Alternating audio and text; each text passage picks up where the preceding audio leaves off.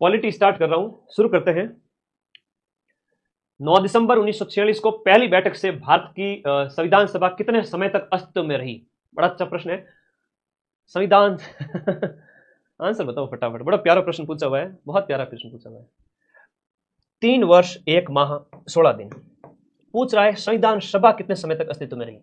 9 दिसंबर से काउंट करना और आपका 24 जनवरी 1950 तक, 2 वर्ष 11 माह 18 दिन। इसमें तो क्या हुआ, संविधान बनकर तैयार हुआ जिस दिन अंगीकृत अधिनियमित आत्मार्पित किया गया, ये नवंबर के महीने में अंगीकृत किया गया। गलती कर दी ना, सारे के सारे डी बता रहे। अंगीकृत, अपनाया गया, अधिनियमित किया गया, ऐसे शब्द हमें मिलते हैं। मदन सर यूं कोई ऐसे क्वेश्चन थोड़ी लाते, सीधे एग्जाम में आने वाले क्वेश्चन। ये तो संविधान बनकर तैयार हुआ, थोड़ा ध्यान देना। 10 में से 10 सही करने पॉलिटी में। संविधान बनकर तैयार होने में कितना टाइम लगा? 2 वर्ष 11 माह 18 दिन। 2 वर्ष 11 माह 18 दिन, तो गलती मत करना ऐसे, ठीक है। वैसे सीटें खूब है तो छोटी छोटी सिली मिस्टेक्स 2-4 तो माफ की जा सकती है, लेकिन 20-25 माफ नहीं की जा सकती, ठीक है। तो यहां पर 3 वर्ष, नवंबर के बाद में 26 नवंबर 1949 को हमारा संविधान अपना लिया गया था, अंगीकृत कर दिया गया था, अधिनियमित कर लिया गया था। लेकिन नवंबर के बाद दिसंबर और जनवरी 2 महीने और ऐड करो तो 11 के अंदर 2 जोड़ो, एक 12वां महीना भी पूरा हो गया और पहला महीना उसके भी 16 दिन ऊपर हो गए, ठीक है। तो इस प्रकार है, ये इस प्रकार से प्रश्न पूछा गया है। तो करो, शेयर करो फटाफट, सारे साथियों को बुला के लेके आ जाओ। तो ये संविधान सभा की लास्ट मीटिंग हुई थी, लास्ट बैठक जो हुई थी वो हुई थी 24 जनवरी 1950, जब 284 लोगों ने हस्ताक्षर किए थे, ठीक है, 24 जनवरी को। तो ऐसे गलती मत करना। भारत की संविधान सभा की अंतिम बैठक की सही तिथि को बताइए। अंतिम बैठक आपके 24 जनवरी 1950 को होती है अंतिम बैठक, और अंतिम बैठक के दिन आपके यहां पर 284 लोगों ने हस्ताक्षर किए थे संविधान के ऊपर। और संविधान सभा ही जो भारत की संसद बनी थी, बाद में आगे जाकर के क्या बनती है, भारत की संसद बनती है। निम्न में से कौन है वह संविधान सभा का सदस्य नहीं था? कॉमन सेंस का इस्तेमाल करना है। संविधान सभा की बात करें, जो सीटों की संख्या 389 थी वो 299 रह गई थी। वो आपके, हम बात करें पार्टीशन के बाद में, तो जिन्ना चला गया पाकिस्तान अपने मेंबर्स को लेके, तो भाई जा ठीक है, इस वजह से इस सीटों की संख्या है वो कम रह गई थी। और हम बात करें जिन्ना उसमें शामिल नहीं था। अगला देखिएगा, भारत का वर्तमान संविधान है वो आपका कब लागू हो गया? देखो, जनता को कब दिया गया, तब ये आपको एक प्रश्न बहुत अच्छा पूछा गया था, जनता को कब दिया, ये भी एक प्रश्न पूछा, बड़े एग्जाम में पूछा था, हालांकि तुम्हारा नहीं पूछा जाएगा। तब वो 26 नवंबर ही आएगा। जनता को देना या अपनाना एक ही बात है, 26 नवंबर 1949। लेकिन लागू करने की बात हो तो आपका पूछे 26 जनवरी 1950 को। तो ये थोड़ा सा क्या है, कई बार समझने की बात है। अब पहली बैठक पर 207 लोगों ने हस्ताक्षर किए थे, और पहली बैठक आपकी 9 दिसंबर को हुई थी, अंतिम बैठक 24 जनवरी 1950 को हुई थी, ठीक है। संविधान सभा की जो आपकी प्रांतीय संविधान समिति का अध्यक्ष कौन है? प्रांतीय संविधान समिति का अध्यक्ष कौन था? प्रांत हैं, और इसके साथ साथ अल्पसंख्यक समिति के अध्यक्ष सरदार पटेल जी हैं। प्रांतीय संविधान समिति और इसके साथ साथ आपके अल्पसंख्यक समिति के जो हेड है उसके भी अध्यक्ष कौन रहेंगे? आपके सरदार पटेल रहेंगे, प्रांत के सरदार पटेल रहेंगे। नेहरू की बात आए तो आप कर देना, संघ और राज्यों की जितनी भी समितियां थी ना, संघ और राज्यों की जितनी भी समितियां थी उनके कौन थे? आपके ये थे, ये संचालन समिति के हेड थे। अभी ये प्रश्न पटवारी में पूछा गया था, संचालन प्रक्रिया संचालन समिति जो है, संचालन समिति प्रक्रिया समिति, उसके हेड थे। अच्छा प्रश्न है, पटवारी में पूछा था। तो पटेल जी हैं, तो प्रांत हैं, अल्पसंख्यक हैं, माइनॉरिटीज के। संघ और राज्यों के पूछे तो नेहरू जी हैं। 8 बड़ी समितियां थी, उनके प्रश्न आपसे पूछा। बताओ झंडा समिति के हेड कौन थे? झंडा समिति के हेड कौन थे? संविधान सभा ने डॉक्टर भीमराव जी अंबेडकर की अध्यक्षता में प्रारूप समिति का गठन 7 सदस्य प्रारूप समिति के अंदर हुआ करते थे। 7 सदस्य प्रारूप समिति के, और प्रारूप समिति के जो 7 सदस्यों की बात हुई है 29 अगस्त 1947 को, 29 अगस्त 1947, क्योंकि 1946 की हम बात करें, झंडा के राजेंद्र प्रसाद जी, बिल्कुल सही। 1946 को 11 दिसंबर 19 जब बात करें, 9 दिसंबर 1946 को पहली बैठक होती है, उसके 8 महीने बाद में हम ये बात करें प्रारूप समिति का गठन किया गया था, और उसके जो हेड थे वो भीमराव जी अंबेडकर थे। आपके 6 पारियों में से 4 पारी में यह प्रश्न आएगा, प्रारूप समिति के हेड कौन थे? या तो सरदार पटेल का पूछेंगे, नेहरू का पूछेंगे, या आपके भीमराव जी का पूछेंगे। तीनों के याद रखने, सीधे सीधे प्रश्न आएंगे। हेड कौन थे? कैबिनेट समिति की सिफारिश पर, कैबिनेट समिति की सिफारिश पर इसका गठन किया गया था। भारतीय संविधान निर्मात्री सभा के अध्यक्ष कौन थे? यह प्रश्न भी हर पारी में पूछा जाएगा। भारतीय संविधान निर्मात्री सभा के नए प्रश्न बोर्ड लाएगा कहां से? संविधान दे दिया, लाएगा कहां से बताओ? हर पारी में उसको 10 प्रश्न पूछने हैं, 6 पारी में 60 प्रश्न पूछने हैं। 60 के 60 मैं तुम्हें लिख के दे दूं, उस 60 में से मान के चलो आधे से ज्यादा क्वेश्चन तो हर पारी में पूछने पड़ेंगे। मतलब 6 पारियों में से आधे से ज्यादा वो क्वेश्चन आ जाएंगे पॉलिटी के। वही है जो बता रहा हूं, इन्हीं में से आएंगे। संविधान निर्मात्री सभा के अध्यक्ष कौन थे? एक पूछ रहा है अध्यक्ष, तो स्थायी अध्यक्ष आपके डॉक्टर राजेंद्र प्रसाद जी, ये आपको याद रखना। डॉक्टर राजेंद्र प्रसाद जी ये आपके 11 दिसंबर को बने थे, 11 दिसंबर 1946 को। अब सच्चिदानंद जी सिन्हा है तो वो अस्थायी है। अब इसमें ऑप्शन में अगर सच्चिदानंद सिन्हा होता ना तो प्रश्न है वो डिलीट हो सकता था। अध्यक्ष पूछ रहे संविधान निर्मात्री सभा के अध्यक्ष कौन थे? अध्यक्ष तो वो भी थे, भले ही अस्थायी थे। तो ये बात है, सच्चिदानंद सिन्हा। और ये पहली बैठक जब हुई थी ना, उस समय 9 दिसंबर को आपको बनाया गया था अस्थायी अध्यक्ष, अस्थायी हेड बनाया गया था। बाद में स्थायी को चुन लिया गया था। दिमाग में बात बैठ रही है सीधी सी? अगला प्रश्न देखो, शानदार प्रश्न है। भारतीय संविधान को कब अंगीकृत किया गया? आपकी 6 में से 6 पारी में यह प्रश्न पूछा जाएगा, याद कर लेना। भारतीय संविधान को कब अंगीकृत किया गया? यह अंगीकृत किया गया था 26 नवंबर 1949, मिति मार्च 6, है ना, ऐसे डेट दी हुई नीचे। तो 26 नवंबर, 26 तो सब में दिया हुआ है, थोड़ा सा ध्यान रखना, 26 नवंबर है 1949। हालांकि ये सीधे टाइप के प्रश्न है, लेकिन 55,000 जब सीटें होती है ना तो ऐसे ही पेपर आते हैं। मेरी बहनें जो घर बैठे पढ़ रही है घर गृहस्थी के जंजाल में, लेकिन माता पिता ने पढ़ाया, वो कामयाब होना चाहती है। कई भाई ऐसे हैं जो नौकरी करते हुए पढ़ रहे हैं। मुझे खुशी है कि उनके लिए क्लासेज इतनी यूजफुल है कि वो कह रहे गुरुजी नियाल कर दिया, सीधा पेपर बता दिया आपने तो। और उनके अंदर रुचि पैदा हो रही है कई वर्षों बाद में पढ़ने की, और उनके अंदर एक लगन पैदा हुई है कि सर हमें उस मुकाम तक ले जाएंगे। और जिन्होंने पहले लंबे समय तक पढ़ा उनका भी स्वागत है, वो 150-60 से सिलेक्ट हो, बाकी वाले 130, 115, 120 पर भी सिलेक्ट होंगे। तो सबका स्वागत है, आ जाओ सिलेक्शन ले लो। हाँ, नहीं ये बात गलत है कि सबको चपरासी क्या होता है? सरकारी नौकरी 10 बजे जाओ, शाम को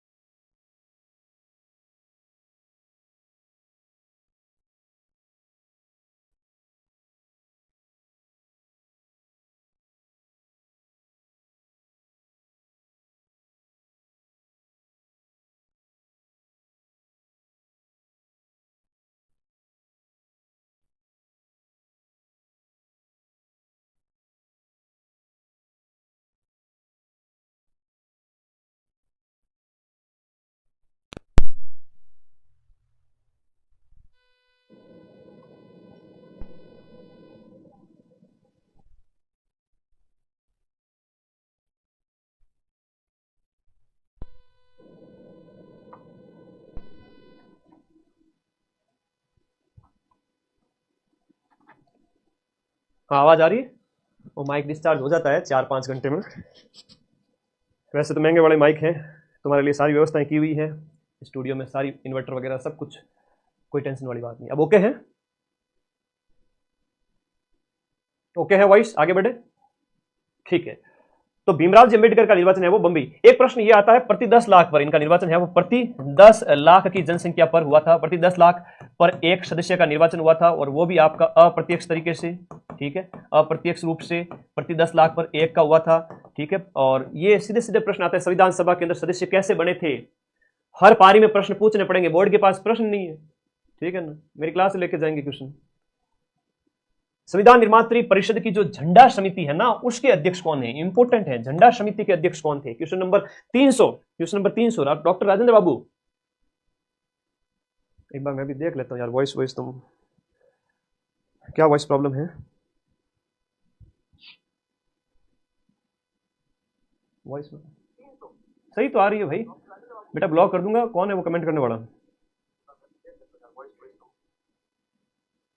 अच्छा, वो बच्चे पीछे चल रहे हैं कुछ, इसलिए कह रहे हैं वॉइस चली गई। एक तो था गुरुजी नींद को नहीं ली पूरी रात, मैं डिस्टर्ब करी है। आगे आ जाओ। देखो झंडा समिति के राजेंद्र बाबू है। संविधान के 5 में से 5 प्रश्न मिला के जाऊंगा अभी अगले आधे घंटे के अंदर। देखो तुम हो गए 2 प्रश्न तो रेडी।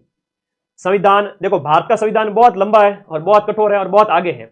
ये कथन किसका है? Question number 301। देखो, भारत के संविधान की विशेषताओं से संबंधित प्रश्न पूछे जाते हैं। भारत के संविधान की विशेषताओं से संबंधित सीधे सीधे प्रश्न आते हैं, है ना? सीधे सीधे प्रश्न आते हैं। भारत का संविधान कैसा है? लचीला है या फिर कठोर है?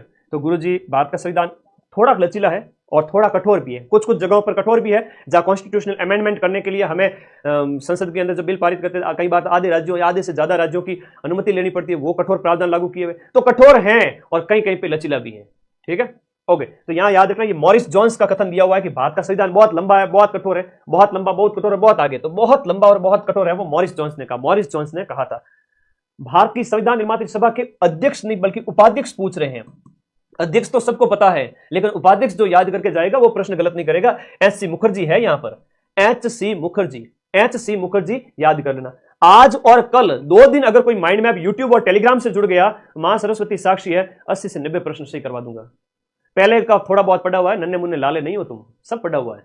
2 दिन में एकदम डायरेक्शन दे दूंगा शेप में, 80 से 90 प्रश्न सही करा दूंगा। सिर्फ 2 दिन मेरे साथ जुड़ना, आज और कल, आज और कल। टेलीग्राम और यूट्यूब दोनों सब्सक्राइब होने चाहिए। ऐसी ऐसी पीडीएफ देने वाला हूं, तुम सोच भी नहीं सकते।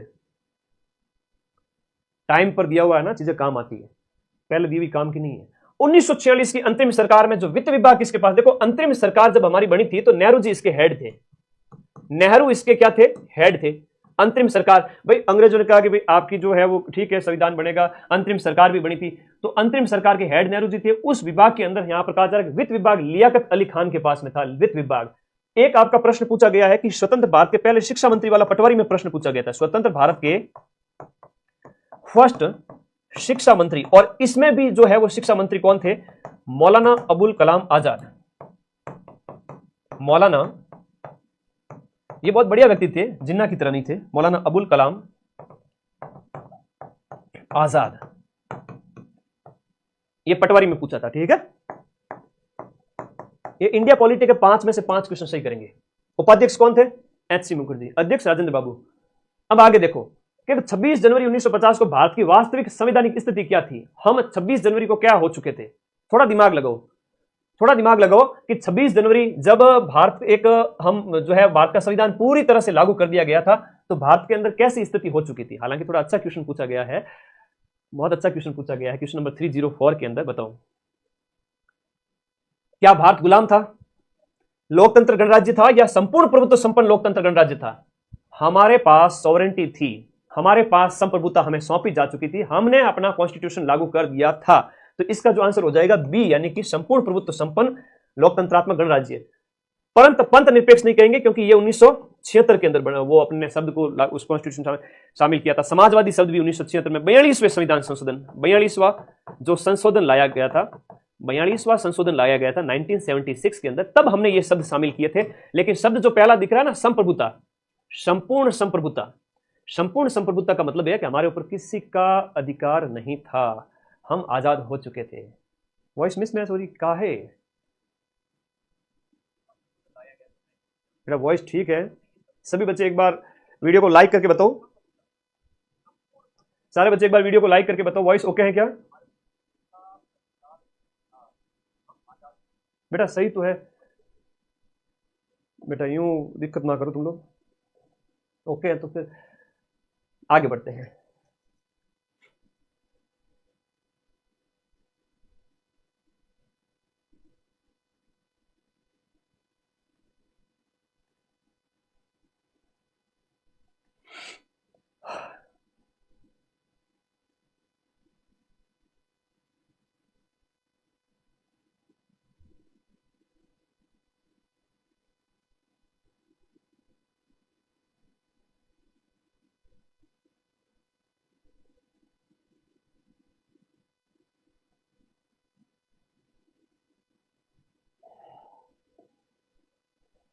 ओके, तो मेरे भाई प्यारे साथियों, संपूर्ण संप्रभुत्व बन गए थे 26 जनवरी को, जब हमारा संविधान लागू होते ही हमारे ऊपर हमारे पास सॉवरेंटी यानी प्रभुत्ता संप्रभुत्ता हमारे पास आ गई थी। हम किसी देश के गुलाम नहीं थे।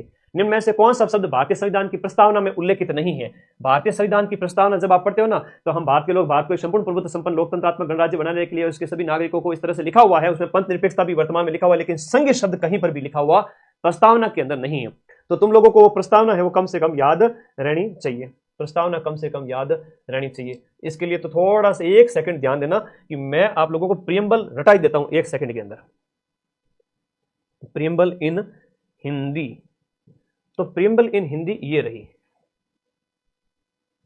प्रस्तावना की अगर हम बात करें तो ये देखो, इसको अच्छे से रटो, बिठाओ दिमाग के अंदर। इसी में से एक प्रश्न पक्का आपके पूछा जाएगा और यहां पर यह पूछा जा रहा है, ध्यान देना इसको, बहुत बढ़िया है। ये लो जी, नेट से लिया, सीधा डाउनलोड किया। प्रस्तावना से सीधा सीधा प्रश्न पूछा गया है कि उद्देशिका या प्रस्तावना एक ही बात है। उद्देशिका या प्रस्तावना एक ही बात है। इसे उद्देश्य प्रस्ताव जो पारित किया गया था नेहरू का, उसे ही इसमें शामिल किया गया था। ठीक है, तो ये आपका 13 दिसंबर को तो लाया गया प्रस्ताव 1946 और इसे 22 जनवरी 1947 को इसे पारित किया गया था और यह था नेहरू का उद्देश्य प्रस्ताव। क्या था? नेहरू का उद्देश्य प्रस्ताव। और यह बाद में क्या बन गया था? भारत की प्रस्तावना बन गया था। ठीक है, और प्रस्तावना के अंदर भारत के जो है संविधान का जो मोटो है वो बताया गया है। तो ये जो शब्द है वो 42वें संविधान संशोधन के तहत आपके 1976 में जोड़े गए थे। तो ये बढ़िया प्रश्न सीधे सीधे आएंगे।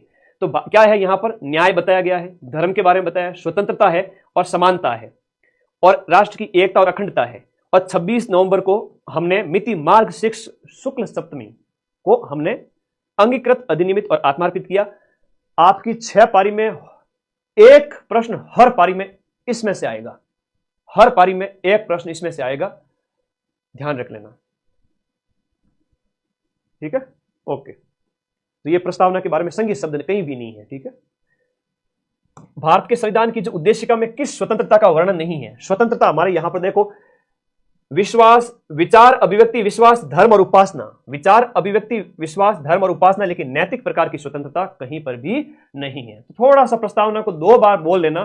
2 बार बोलने से तुम्हारा दिमाग हैबिचुअल हो जाएगा कि भाई इस प्रकार की स्वतंत्रता है, इस प्रकार का न्याय है, इस प्रकार की समानता की बात हो रही है।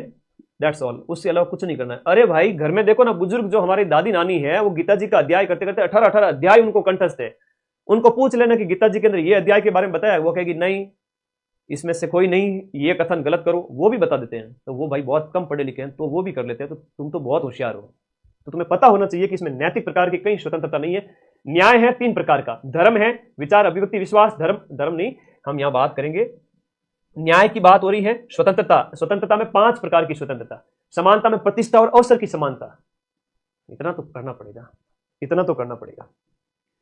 ठीक है, बहुत आसान है। प्रस्तावना से एक प्रश्न आएगा और लास्ट वाला कि कब लागू किया गया, एक वो, और एक 76वें जो 42वां संविधान संशोधन अधिनियम 1976 के अंदर आपके कौन से शब्द जोड़े गए थे, वो प्रश्न सीधा सा पूछ लेंगे कि भाई ये समाजवादी, पंथ निरपेक्ष जो शब्द है, समाजवादी, पंथ निरपेक्ष और अखंडता, ये 3 शब्द है वो कब जोड़े गए थे? समाजवादी, पंथ निरपेक्ष और अखंडता, ये 3 शब्द आपके 42वें संशोधन के तहत जुड़े। एक प्रश्न ये आएगा तुम्हारे पेपर में। एक 26 नवंबर 1949 को संविधान को अंगीकृत, अधिनियमित और आत्मार्पित किया गया।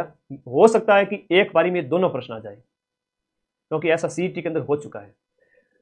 ठीक है, अच्छा, आज इंडिया आ रहा है रवि कि वियतनाम से क्लास देख रहा हूँ। शाबाश बेटा। एक थोड़े दिन पहले एक बच्चे ने मुझे भेजा था कि वो सऊदी अरब था, वहां से। तो स्वदेश है और उससे ऊपर से सरकारी नौकरी। बच्चे लोग आज़ादी चाहते हैं। फोटो ले लो। देखो, पहले पढ़ाया इंपॉर्टेंट नहीं है, एग्जाम से 2 दिन पहले पढ़ाना वो इंपॉर्टेंट है। उसमें सब कुछ आना चाहिए। उद्देशिका उत्कृष्ट गद्य काव्य है और ये परिपूर्णता की तस्वीर है। ये कथन किसका है? हालांकि थोड़ा कठिन प्रश्न है। ये पंडित ठाकुरदास भार्गव का कथन है, जिन्होंने ठाकुरदास भार्गव की हम बात करें तो प्रस्तावना को इन्होंने क्या कहा? संविधान की आत्मा कहा।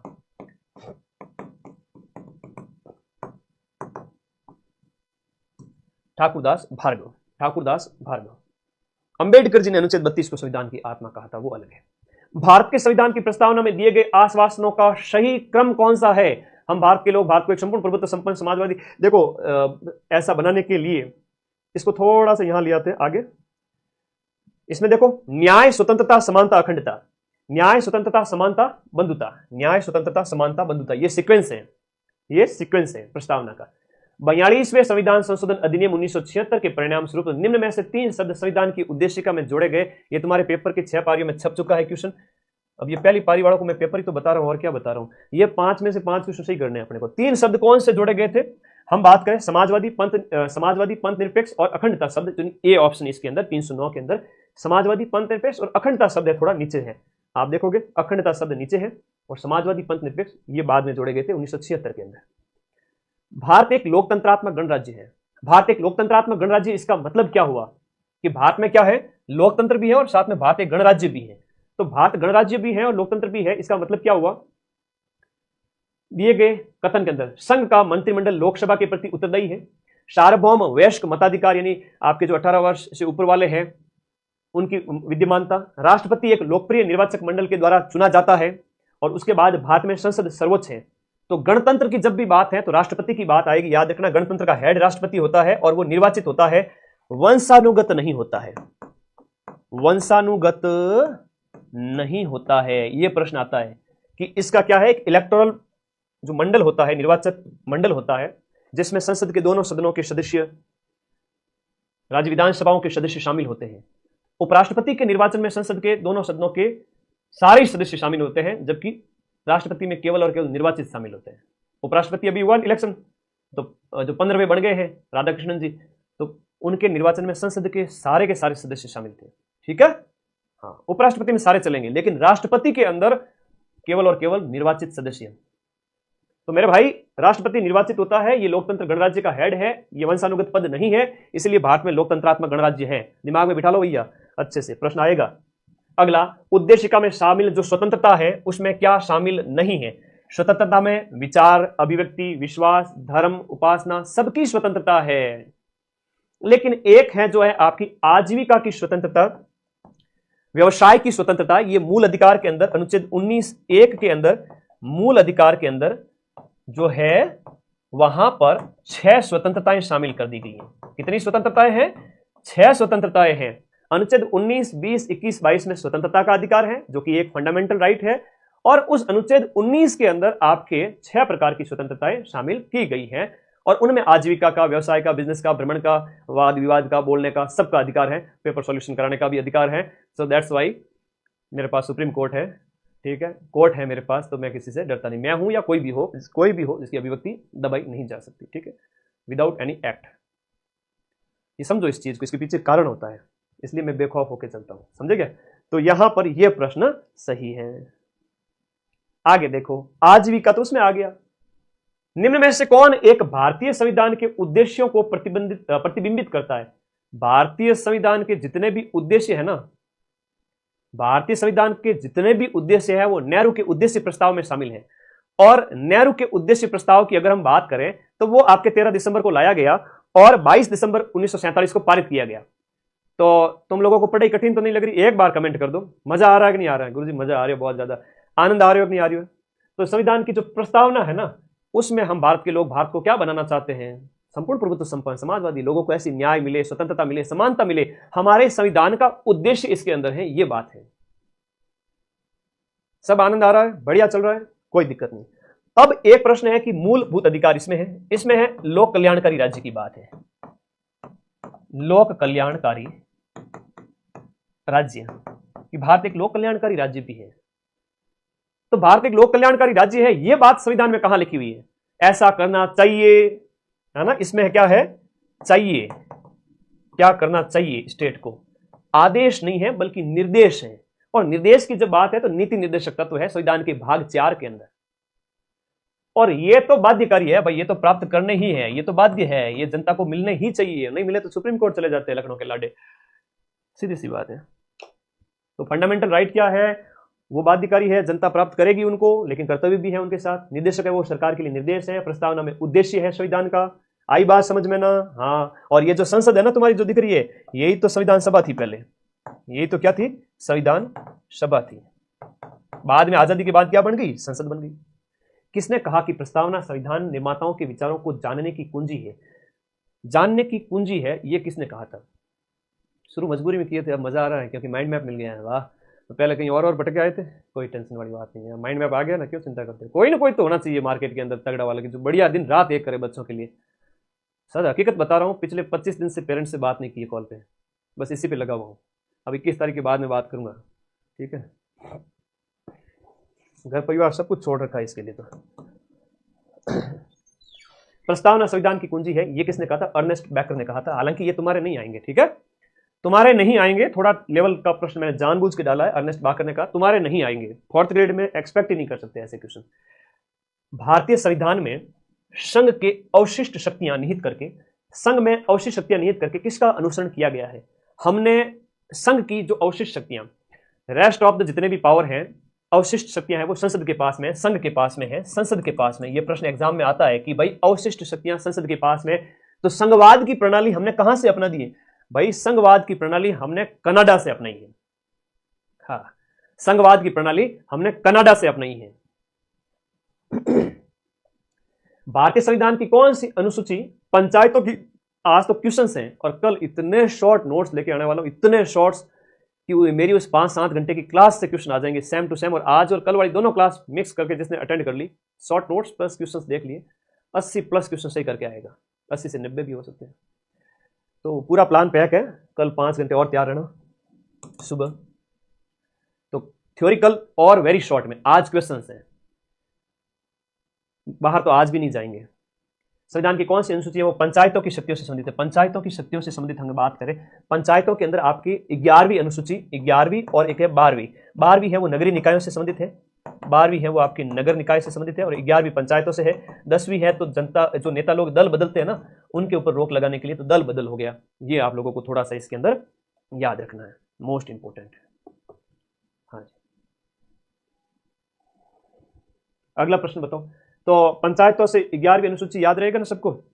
क्वेश्चन नंबर 315, भारतीय संविधान के कौन से भाग में नीति निर्देशक तत्वों का उल्लेख है?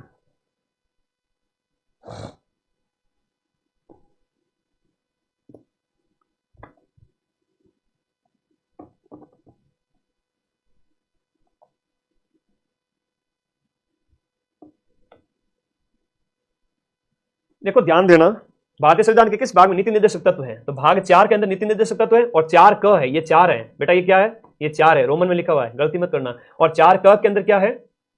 ये 4 समझो रही, कई सारे 55,000 4th ग्रेड बनाना, इसलिए इस लेवल पे जाके पढ़ना पड़ेगा मेरे को। 54 ये 4 क है, तो इसमें मूल कर्तव्य है, मूल कर्तव्य। और अनुच्छेद कौन सा हो जाएगा? अनुच्छेद 51, अनुच्छेद 51 क के अंदर। और ये संविधान के कौन से अनुच्छेद हो गए? आपके 36 से अनुच्छेद 36 से 51 तक के अनुच्छेद। तो मेरे भाई ये तो आप लोगों को याद रखना है। और भाग 3 के अंदर क्या है? मूल अधिकार है। अब इसमें से एक प्रश्न पक्का आएगा, मूल अधिकार आपके भाग 3 के अंदर है, याद रखिएगा। और मूल अधिकार संविधान के अनुच्छेद 12 से लेकर के 35 तक के अनुच्छेद के अंदर है, 12 से 35 तक के अंदर। 12 से 35 भाग 3 मूल अधिकार, भाग 4 के अंदर अनुच्छेद 36 से 51 तक नीति निर्देशक तत्व है, और 4 क के अंदर मूल कर्तव्य है। ये 3 प्रश्न इतने इंपॉर्टेंट है, आपके हर पारी में छपेंगे, दिमाग में बिठा लीजिए भैया, है ना? याद कर लो रे, था लोगों ने हाथ जोड़ू, याद कर लो।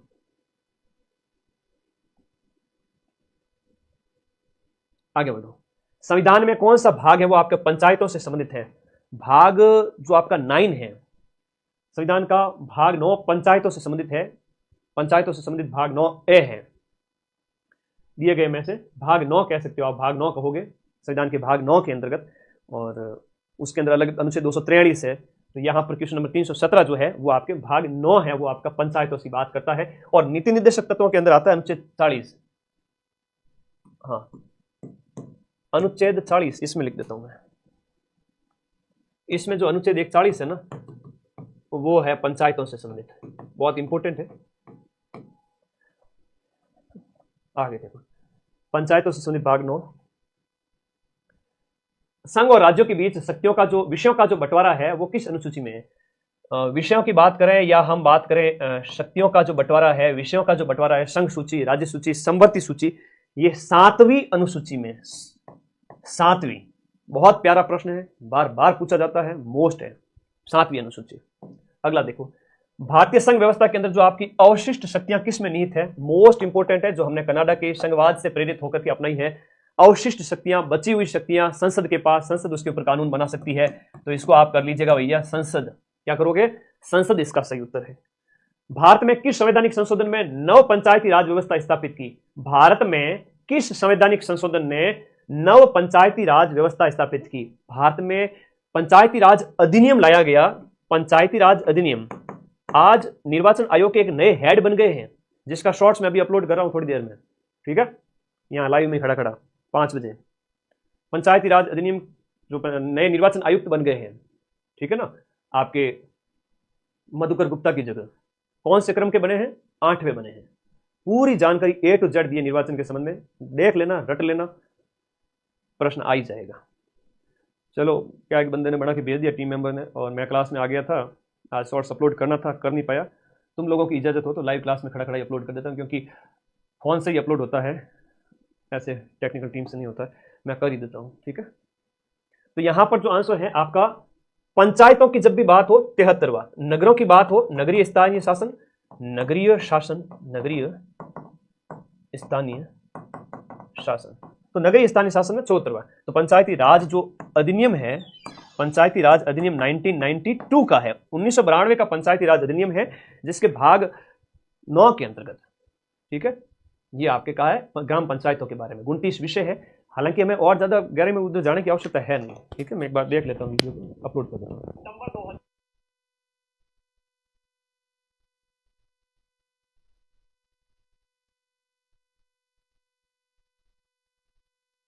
ये मधुकर गुप्ता का स्थान लेंगे, जिनका कार्यकाल 2022 से 2025 था। निर्वाचन आयोग के वे प्रश्न जो बार बार परीक्षा में पूछे जाते हैं, याद, चलो भाई याद कर लो, ठीक है, अपलोड कर देता हूँ। राजस्थान के पहले निर्वाचन आयोग, प्रथम निर्वाचन आयुक्त कौन थे बताओ? जिनका कार्यकाल 1994 से 2000 था, यानी 6 वर्ष, और बाद में ये दूसरे आयुक्त से 5 वर्ष। हाँ, राजेश्वर सिंह 8वें बने हैं, आज ही आएगा प्रश्न। चलो इसे अपलोड करते हैं। अगला प्रश्न, भाग 9 कब जोड़ा गया बताओ?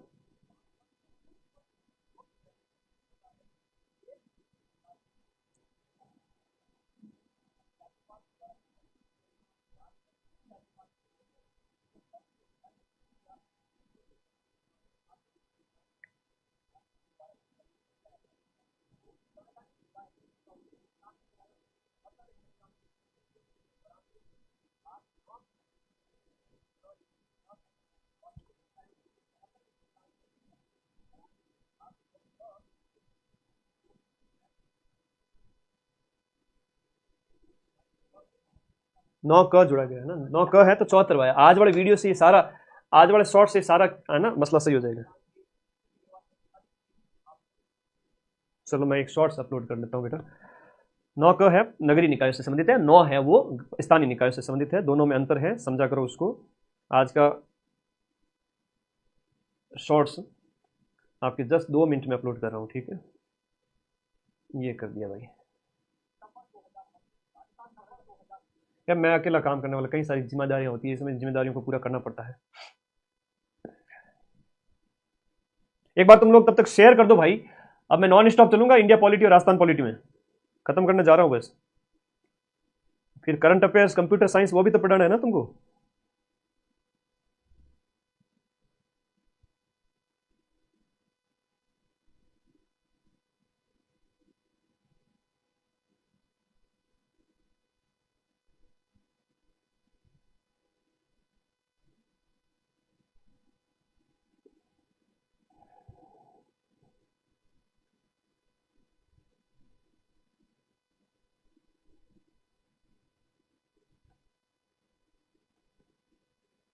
हाँ जी, शॉर्ट्स अपलोड हो गया है। अरे रीजनिंग नहीं है तुम्हारे, मैथ है खाली। शॉर्ट्स गया, ठीक है। माइंड मैप के नाम के तुम लोग भी इंस्टाग्राम पेज बना लो, वहां पर मेरे शॉर्ट्स की कॉपी कर सकते हो। यूट्यूब पे ना बड़े बड़े वीडियो कॉपी मत करो, छोटी छोटी क्लिप निकाल लिया करो, पैसे आएंगे 5-10 हज़ार महीने के, तो एज इट इज कॉपी छेप देते हो, गलत बात है ना। बच्चे भ्रमित होते हैं। छोटी छोटी क्लिप, मदन सर ने क्या बताई कट ऑफ, मदन सर ने कैसे पेपर का लेवल क्या बताया, अपलोड कर दो, आधा घंटा मिले तो दिन भर में। महीने के 5-7 हज़ार कमा लिया करो यूट्यूब से। मैं तो चाहूँ तो महीने के 5 लाख रुपया यूट्यूब से कमा सकता हूँ, लेकिन मेरे लिए ये थोड़ा सा भारी पड़ जाता है विद्यार्थियों के लिए, जब पढ़ते हैं तो ऐड ऑन करना थोड़ा मेरे लिए ठीक नहीं लगता मुझे, तो मैंने ऐड ऑफ करके पैसे नहीं कमाता मैं यूट्यूब से। बाकी वर्तमान व्यूज रोज के 20 से 25 लाख हैं, इसलिए बंद कर रखे हैं। तो एक शॉर्ट्स अपलोड करना था, इसलिए थोड़ा सा माफी चाहता हूँ। अब आगे बढ़ते हैं, नॉन स्टॉप कंटिन्यूस, ठीक है। वो तुम्हारी पढ़ाई का काम था और याद आ गया मुझे। चलो अगला प्रश्न इसी के अंतर्गत बता दो।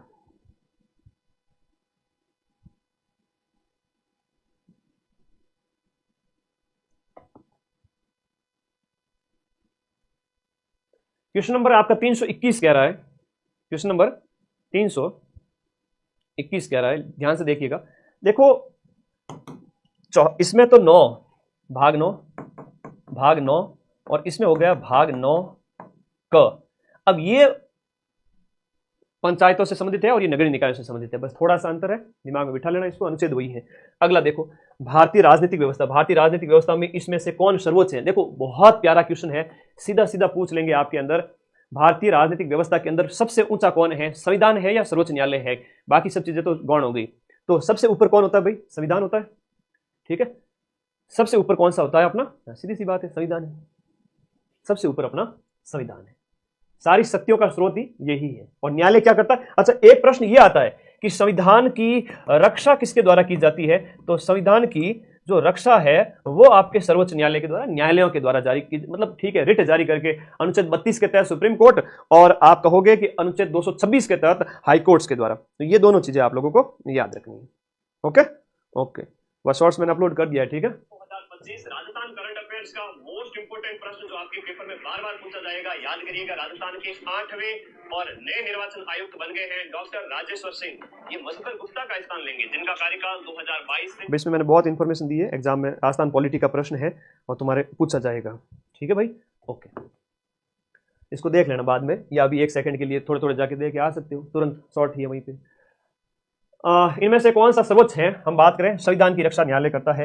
आगे देखो न्यायिक पुनरावलोकन की व्यवस्था, संसद के द्वारा बनाए गए कानूनों की जांच कौन करता है, सुप्रीम कोर्ट करता है ना, सुप्रीम कोर्ट है वो आपकी जांच करता है, किसके कानूनों की, आपके संसद के कानूनों की, और वे विधि के अगर खिलाफ पाए जाए तो उन्हें निरस्त भी कर सकता है। ये भारत और अमेरिका दोनों के अंदर है।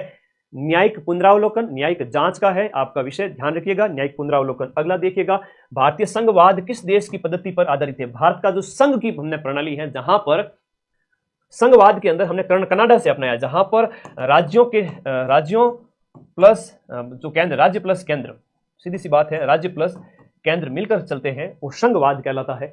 भारत ने समवर्ती सूची की संकल्पना कहां से अपनाई है, सीधा सा प्रश्न एग्जाम में आएगा। समवर्ती सूची हमने कौन से देश के कॉन्स्टिट्यूशन से अपनाई है, बहुत प्यारा क्वेश्चन है, ऑस्ट्रेलिया के संविधान से है, वेरी इंपॉर्टेंट क्वेश्चन। ऑस्ट्रेलिया, कंगारुओं से हमने समवर्ती सूची अपनाई है, कंगारुओं से समवर्ती सूची अपनाई है। अमेरिका का पूछे तो ये मूल अधिकार है, अमेरिका से पूछे तो आप लोग मूल अधिकार के बारे में याद रखना। नीति निर्देशक तत्व है वो आयरलैंड के संविधान से है।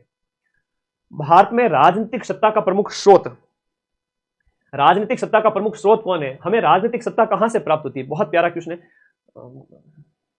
बेटा, व्हाट्सएप कर दे कोई क्वेश्चन पूछे, अभी क्लास में नहीं, तुम उल्टा उल्टा क्वेश्चन पूछ रहे ये कांस्टेबल वाले, बताओ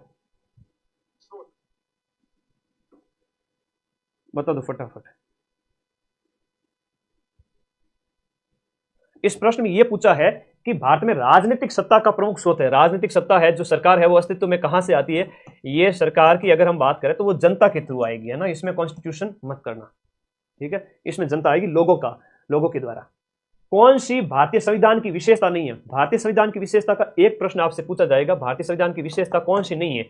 भारत में संसदीय सरकार है, बिल्कुल है, हमने ब्रिटेन के वेस्टमिंस्टर मॉडल को अपनाया है, सही है। अध्यक्ष सरकार भारत के अंदर नहीं आते हैं, अध्यक्ष सरकार कहां पर है, अमेरिका के अंदर है, ठीक है, यूएसए में है अध्यक्ष सरकार। स्वतंत्र न्यायपालिका भारत के अंदर है, और तो इस प्रकार से राइट आंसर अध्यक्षीय सरकार हो गया। स्वतंत्र न्यायपालिका भारत में है, संघात्मक सरकार भी है, केंद्र राज्य मिलकर चलते हैं, संसदात्मक शासन भी है। तो संसदीय, वेस्टमिंस्टर मॉडल, स्वतंत्र न्यायपालिका, संघात्मक सरकार, ये अखिल भारतीय सेवाएं, ये आपके भारतीय संविधान की विशेषताएं हैं। सीधा सीधा प्रश्न पेपर में छपेगा।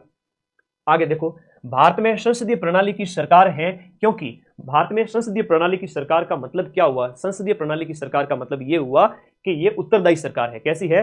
मंत्रिपरिषद लोकसभा के प्रति उत्तरदायी है। संसद का जो निचला सदन है उसके प्रति लोकसभा जवाबदेह है, उससे प्रश्न पूछे जा सकते हैं, जवाबदेहिता सिद्ध की जान, वो विश्वास होता है ना, अविश्वास प्रस्ताव भी लाया जा सकता है, वो डर रहता है उसको, तो ये जवाबदेही रहती है मंत्रिपरिषद की लोकसभा के प्रति। ठीक है, संसद संशोधन कर सकती है, ये संसदीय प्रणाली नहीं है। लोकसभा जनता द्वारा प्रत्यक्ष रूप से निर्वाचित होती है, तो सीधा मेन मीनिंग यही है। सबसे पहले संसदीय सरकार किस देश ने शुरू की थी? संसदीय सरकार हम बात करते हैं ब्रिटेन की है, और हमने तो वहां से उसको कॉपी किया है, सीधी सी बात है, हमने ब्रिटेन को कॉपी किया है। संसदीय सरकार में ब्रिटेन को हमने कॉपी किया है, बहुत इंपॉर्टेंट है। अगला प्रश्न, शॉर्ट्स देख के आगे सबके सब क्या इंफॉर्मेशन मिली 2 मिनट के अंदर, 1 मिनट के अंदर, जरा कमेंट बॉक्स में बता दो ताकि तुम्हारे सभी साथी भी समझे क्या देखा शॉर्ट्स के अंदर।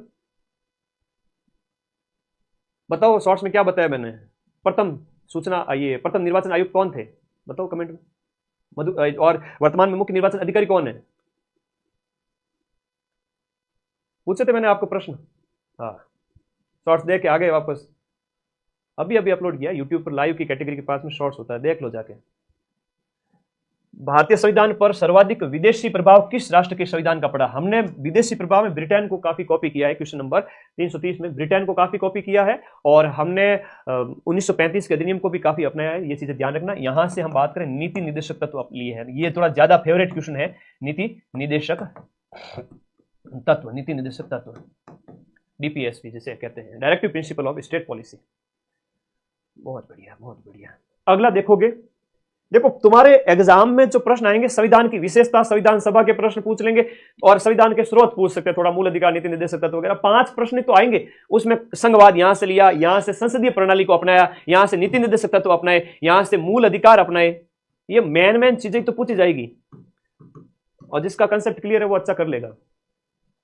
ओके, अगला देख लो, निम्न में से कौन सा असुमेलित है? दिए गए में से आपका एक गलत जोड़ा आपको पहचान करना है और बताना है कि आपका असुमेलित कौन सा है। मैंने अभी जस्ट बताया था, नागरिकता ब्रिटेन से, मूल अधिकार आपका अमेरिका से लिया गया है, कौन सा असुमेलित है बताओ।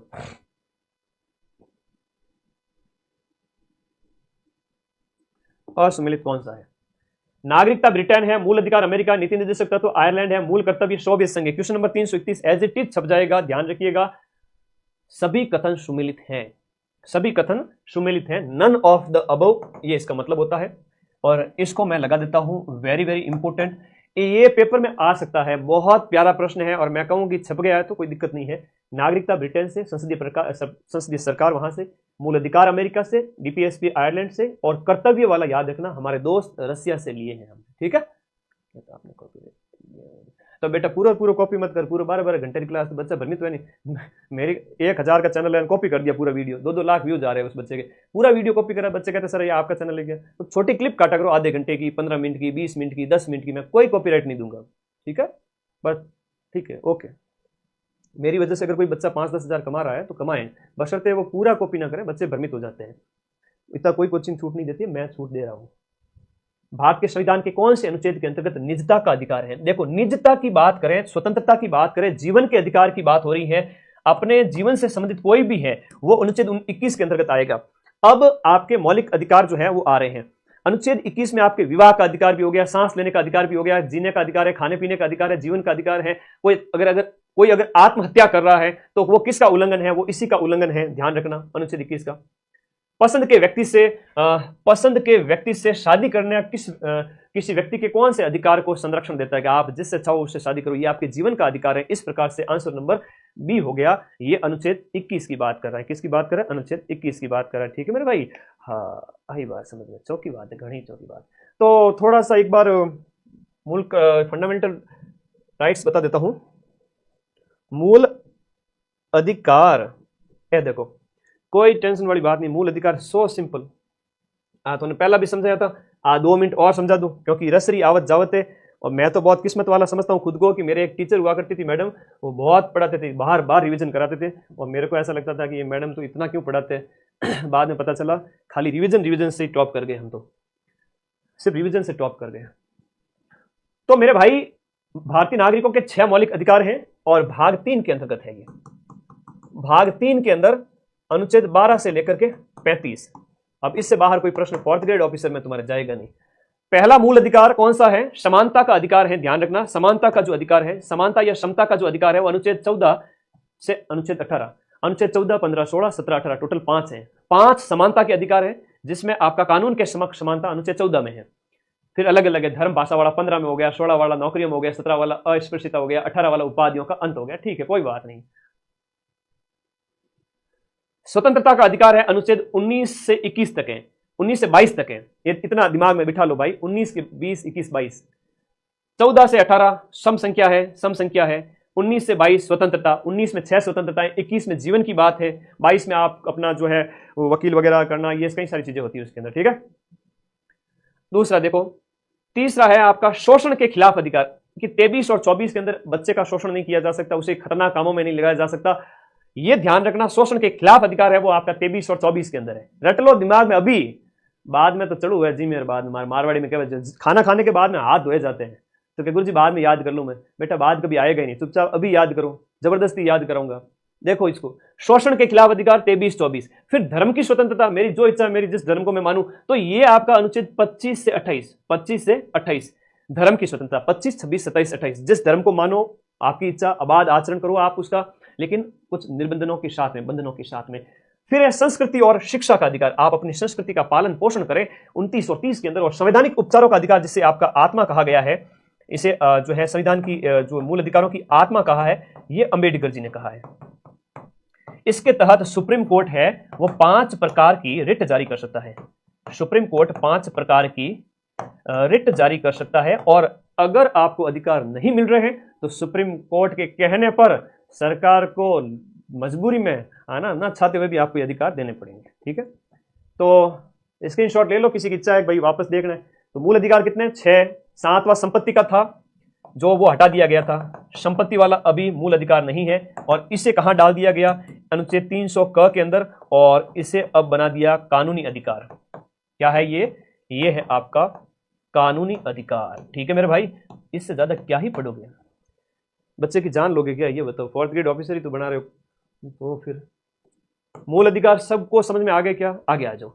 भारत के संविधान के अनुच्छेद 32 में प्रदत्त मूल अधिकार कौन सा है? अनुच्छेद 32 सभी प्रकार के मूल अधिकारों की रक्षा करता है, कि मैं बैठा हूं ना, तुम टेंशन मत लो। अनुच्छेद 32 कहता है, तो अगर उल्लंघन हो गया तो हम सुप्रीम कोर्ट में चले जाएंगे। संवैधानिक उपचारों का अधिकार है, इलाज करने का अधिकार है। ठीक है, उपचार मतलब इलाज, दिमाग में बिठा लो इसको। अगला देखो, कौन सा मौलिक अधिकार केवल भारतीय नागरिकों को उपलब्ध है? केवल और केवल भारतीय नागरिकों को उपलब्ध है, विदेशियों को नहीं है। सार्वजनिक सेवाओं के संबंध में अवसर की समानता, के IAS रो एग्जाम देना है, 4th ग्रेड ऑफिसर रो एग्जाम देना है, Davis Morris Jones, Davis Vance वो आके यहाँ 4th ग्रेड का पेपर थोड़ी देगा, या मैरी जोन्स वो आके पेपर थोड़ी देगी। पेपर तो देगी हमारे विशालन, सुमनन, विजयन, हनुमानन, राकेश, सतपालन, अजय, सपना। तो बेटा वो अधिकार सिर्फ आप लोगों ने, दूसरा किन्हीं नहीं है। सर्विस में जाने का अधिकार विदेशियों को नहीं है। तो सार्वजनिक सेवाएं जो है, पब्लिक सर्विसेज है, उनमें जाने का अधिकार भारतीयों को है। बाकी कानून के समक्ष समानता जो अनुच्छेद 14 के अंदर है, धार्मिक स्वतंत्रता जो आपके 25 से 28 के अंतर्गत है, और शोषण के खिलाफ अधिकार है जो आपका 23 और 24 के अंदर है, ये विदेशियों को भी है, भारतीयों को भी है। हमारा क्या बड़ी बात था, लोगों ने समझ में तो आवे ना? पूछ लो भाई, कहीं मैं खाता तो नहीं पढ़ूंगा, सीधी बात है ना, कोई टेंशन नहीं। देखो पॉलिटी मैं इसलिए ट्राई कर रहा हूँ थोड़ा ज्यादा, मैं इसलिए लालच कर रहा हूँ कि मेरे राजस्थान हिस्ट्री कल्चर ज्योग्राफी में तुम पूरे में से पूरे लाओगे, मुझे पूरा भरोसा है। लेकिन इंडिया पॉलिटी और राजस्थान पॉलिटी में तुम गलती मत करना, तो बस टेंशन उसी चीज की है। 50 क्वेश्चंस। मूल अधिकारों के निलंबन का आदेश कौन दे सकता है? मूल अधिकारों के निलंबन का आदेश, मूल अधिकार निलंबित किए जाते हैं, ऐसा आदेश किसके द्वारा दिया जाएगा? मूल अधिकारों के निलंबन का आदेश राष्ट्रपति है। इंपॉर्टेंट है, थोड़ा सा इसको अच्छे से दिमाग बिठो। मूल अधिकारों का निलंबन का आदेश, जैसे आपातकाल अगर लग गया है उस स्थिति में, है ना, आपातकाल लग चुका है, राष्ट्रीय आपात लग चुका है 352 के तहत, तो राष्ट्रपति के द्वारा आपके मूल अधिकार, ऐसा नहीं है कि आप जैसा चाहे वैसा आचरण कर देंगे, वहां पर आपको आपातकाल के दौरान रुकना पड़ेगा, तो राष्ट्रपति जारी करते हैं। अगला देखो, भारत के संविधान का कौन सा भाग कल्याणकारी राज्य के आदर्श की घोषणा करता है? भारत के संविधान में वो कौन सा भाग है जो जनता के कल्याण की बात करता है, कि बेचारे लखनऊ के लाडे, इनका भला हो जाए, अच्छा हो जाए, सरकार को ये करना चाहिए, सरकार को वो करना चाहिए, अच्छी अच्छी बातें।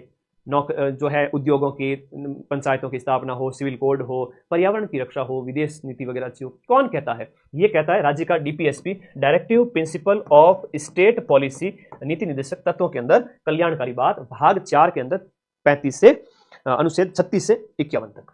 भारत के संविधान के अनुसार निम्नलिखित में से कौन सा देश के शासन के लिए आधारभूत है? देखो, एक शब्द को अगर आप पकड़ोगे, अगर एक शब्द को आपने पकड़ लिया, कहा जा रहा है कि भारत के संविधान के लिए कौन सा यहां पर आधारभूत है।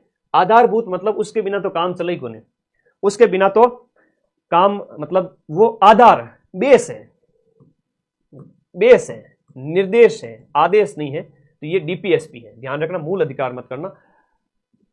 बेस है, आधार है, यहां पर ये ध्यान रखना। क्वेश्चन नंबर 38 के अंदर राज्य के नीति निर्देशक तत्व, क्वेश्चन नंबर 338।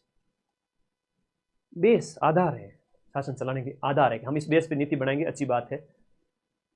अनिवार्य तो होता तो थोड़ा सा वो उसकी ओर जा सकते थे, मूल अधिकारों की ओर। कौन सा नीति निर्देशक तत्व है वो गांधीवादी कहा जाता है? भाई वो गांधीवादी जो है वो है आपका स्वशासन की प्रभावी इकाई के रूप में ग्राम पंचायतों की गठन की बात संविधान के अनुच्छेद 40 के अंतर्गत, अनुच्छेद 40 के अंदर गांधी बाबा की बात कही गई है कि पंचायतें स्वतंत्र हो, उनका विकास हो, ये नीति निर्देशक तत्वों के अंदर सरकार ऐसी नीति बनाए, ये सारी चीजें कहा गया है। ठीक है, अगला देखिएगा, राज्य के नीति निर्देशक सिद्धांत एक ऐसा चेक है जो बैंक की सुविधा अनुसार अदा किया जाता है। ये एक फेमस कथन है, बहुत फेमस कथन है और बड़ा फेवरेट क्वेश्चन है। अधीनस्थ बोर्ड आरपीएससी पूछती रहती है। क्वेश्चन नंबर 340 आप लोग आराम से देखते ही उड़ा दोगे इस क्वेश्चन को, अगर कहीं पढ़ा है तो। बिल्कुल सही कहा केटी शाह। ठीक है, केटी शाह, बिल्कुल सही कथन है कि ये नीति निर्देशक तत्व है ना, एक ऐसा चेक है जो बैंक की सुविधा के अनुसार अदा किया जाता है। जैसे जैसे सुविधा होती है उस अकॉर्डिंग। तो मतलब ये है कि मानना या नहीं मानना सरकार के ऊपर है, बट ये सरकार के लिए एक आधारभूत है, एक आईना दिखाते हैं आप ऐसा काम करें। भारतीय संविधान का कौन सा अनुच्छेद भारत की विदेश नीति से संबंधित है? बहुत प्यारा क्वेश्चन पूछा है। भारत की विदेश नीति से संबंधित आपका कौन सा अनुच्छेद हो जाता है? विदेश नीति से संबंधित अनुच्छेद कौन सा? क्वेश्चन नंबर 341 बताओ। विदेश नीति से संबंधित है कि हम दूसरे देशों के साथ सहयोग, परस्पर सम्मान करते हुए आगे बढ़े। ये 4-5 बातें जो बताई गई है। अनुच्छेद 51 है, सीधी सी बात है। अनुच्छेद 48 की बात आए तो वो क्या है? कमेंट करो फटाफट, अनुच्छेद 48 क्या है? भारत के संविधान में मौलिक कर्तव्यों को कब शामिल किया गया था? सीधा सा प्रश्न पूछ लेंगे, मूल कर्तव्य कब शामिल किए गए थे हमारे संविधान में? मूल कर्तव्य कब शामिल किए गए थे?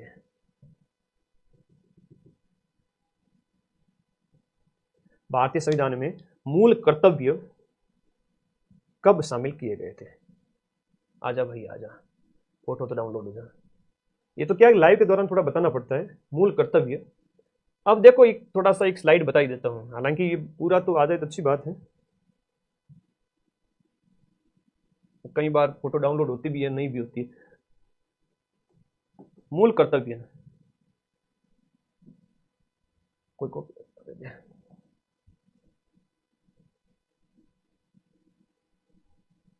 आ जाओ।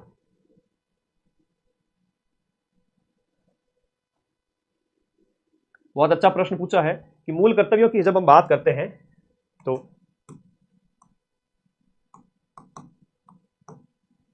मूल कर्तव्य तो संविधान के अनुच्छेद 51 क के अंतर्गत और भाग 4 क में अनुच्छेद 51 क में जोड़ा गया था। सरदार स्वर्ण सिंह समिति की सिफारिश पर 1976 के अंदर 42वां संविधान संशोधन अधिनियम, और बाद में 10 कर्तव्यों के बाद में 10+1 और जोड़ दिया गया। 10+1 जोड़ दिया 11 हो गए।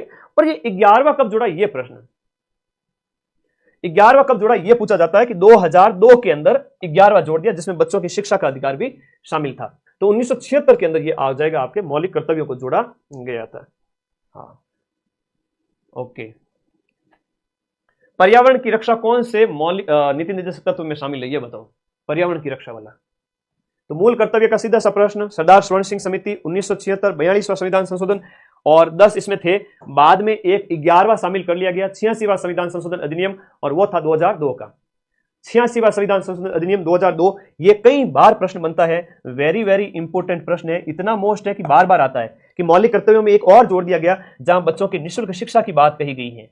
है ना। 6 से 14 वर्ष के बच्चों के 6 से 14 वर्ष के बच्चों की निःशुल्क शिक्षा की बात कही गई है।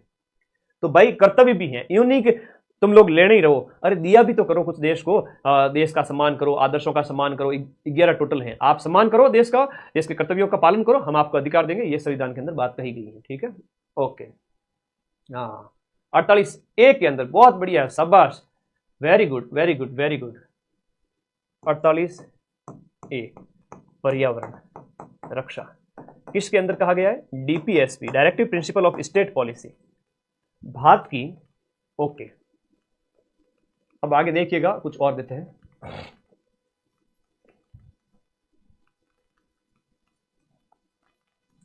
भारत की प्रभुता, एकता और अखंडता की रक्षा करने और उसे अक्षुण्ण बनाए रखने के मूल कर्तव्य को कौन से स्थान पर रखा गया है? तो ये जब आप नीति निर्देशक ये मौलिक कर्तव्य पूरे पढ़ोगे तो उसके अंदर ये आएगा कि तीसरे नंबर पर ये सीक्वेंस में रखा गया है। उसकी मैं एक फोटो भी ऐड कर दूंगा। संविधान के मूल कर्तव्यों को जिसकी सिफारिश पर शामिल किया गया, तो मौलिक कर्तव्यों को सरदार स्वर्ण सिंह समिति की सिफारिश पर 1976 के अंदर शामिल किया गया। 42वां संविधान संशोधन, आप सरदार स्वर्ण सिंह समिति याद रखना, ठीक है। इसको मैंने पहले भी आपको समझा रखा है। यहाँ पर 42वां संविधान संशोधन हुआ था और उसमें सरदार स्वर्ण सिंह समिति ने अपनी सिफारिश की थी कि भाई फंडामेंटल ड्यूटीज भी होने चाहिए। मूल कर्तव्यों का उल्लेख संविधान में कब किया गया था? यह 42वें संशोधन के तहत किया गया था। मूल कर्तव्य भारत के संविधान के निम्नलिखित में से कौन से भाग के अंदर दिए गए? भाग 4 के अंदर तो नीति निर्देश तत्व है और भाग 4 क के अंतर्गत आपके क्या है? मौलिक कर्तव्य है। सरदार स्वर्ण सिंह समिति ने बिल्कुल 8 मौलिक कर्तव्य बताए थे, बाद में से 10 शामिल किए गए और 2002 के अंदर 86वें संविधान संशोधन के तहत 11वां किड्स के लिए भी शामिल कर दिया गया। ठीक है जी, इतना बहुत है, इतना करने वाला तो नौकरी लेके जाता है।